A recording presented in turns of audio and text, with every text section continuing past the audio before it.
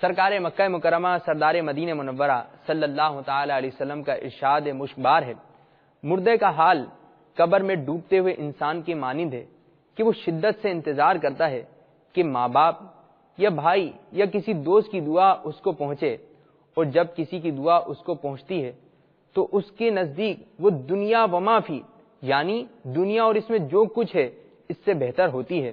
اللہ عز و جل قبر والوں کو ان کے زندہ متعلقین کی طرف سے ہدیہ کیا ہوا ثواب پہاڑوں کے مانند عطا فرماتا ہے۔ زندوں کا ثواب یعنی تحفہ مردوں کے لیے دعائے مغفرت کرنا ہے۔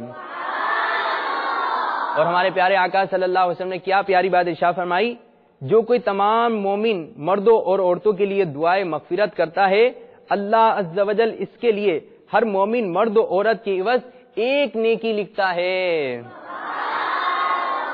پیارے پیارے مدنی منوں اور مدنی چینل کے ناظرین، جھوم جائیے، اربوں کربوں نیکیاں کمانے کا آسان نسخہ ہاتھ آ گیا۔ ظاہر ہے اس وقت روئے زمین پر کروڑوں مسلمان موجود ہیں اور کروڑوں بلکہ اربوں دنیا سے چل بسے۔ اگر ہم ساری امت کے لیے مغفرت کی دعا کریں گے تو انشاءاللہ عز و جل ہمیں اربوں کربوں نیکیوں کا خزانہ مل جائے گا۔ امیر اہل سنت دامت برکاتہم العالیہ ارشاد فرماتے ہیں، ایک دعا آپ نے تحریر فرمائی، اے اللہ عز و جل میری اور ہر مومن و مومنہ کی مغفرت فرما۔ تو ہو سکے اس دعا کو پڑھتے رہیں اور خصوصاً 5 نمازوں کے بعد اس دعا کو بھی مانگتے رہیے۔ آئیے ہم بھی یہ دعا کر لیتے ہیں، اے اللہ عز و جل میری اور ہر مومن و مومنہ کی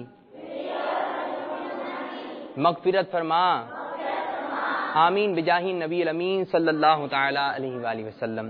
صلو علی الحبیب صلی اللہ تعالی علی محمد صلی اللہ علیہ وسلم۔